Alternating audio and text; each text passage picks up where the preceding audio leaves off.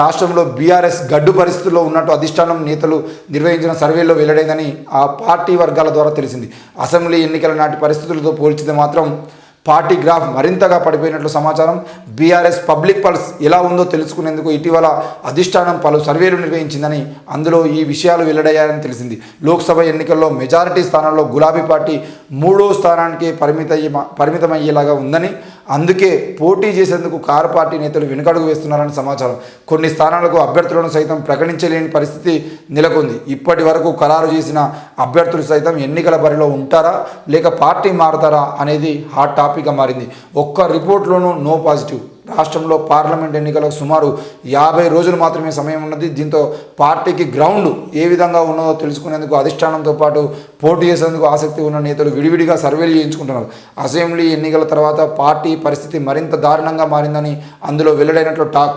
ఒక్క survey report సైతం బీఆర్ఎస్కు పాజిటివ్ రాలేదని, కాంగ్రెస్ బీజేపీకి అనుకూలంగా వచ్చినట్టు తెలిసింది. ఖమ్మం, వరంగల్, నల్గొండ, భువనగిరి, మహబూబాద్, చేవెళ్ల, మల్కాజ్గిరి, సికింద్రాబాద్, హైదరాబాద్, జహీరాబాద్, నిజామాబాద్, ఆదిలాబాద్, మహబూబాద్, ఇలా ఏ నియోజకవర్గం చూసినా కూడా అన్ని నియోజకవర్గాల్లో బీఆర్ఎస్కు, ముఖ్యంగా వరంగల్, ఖమ్మము, నల్గొండ, ఈ బెల్ట్ మొత్తం ఖమ్మం పార్టీ అంటే మన కాంగ్రెస్ పార్టీ పూర్తి స్థాయిలో క్లీన్ స్వీప్ చేస్తుంది అనే విషయం కూడా ఈరోజు రిపోర్ట్లలో ఉన్నది.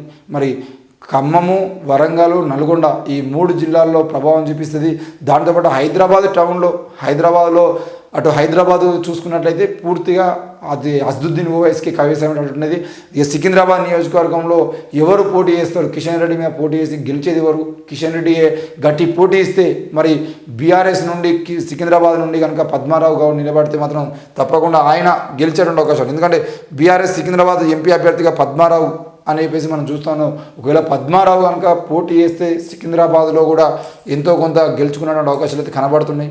మరి ఎవరు ఏ స్థానంలో ఉంటారు, ఎక్కడెక్కడ ఉంటారు అనేది చూడాల్సిన అవసరం ఉంది. మరి ఆదిలాబాదు నియోజకవర్గాన్ని, కరీంనగర్ నియోజకవర్గంలో మాత్రం బీజేపీ గట్టి పోటీ ఇచ్చే అవకాశాలు, అటు నిజామాబాద్లో కూడా నిజామాబాద్, ఆదిలాబాద్, వరంగల్ ఈ 3 స్థానాల్లో మాత్రమే బీజేపీ గట్టి పోటీ ఇచ్చే అవకాశాలు కనబడుతున్నాయి.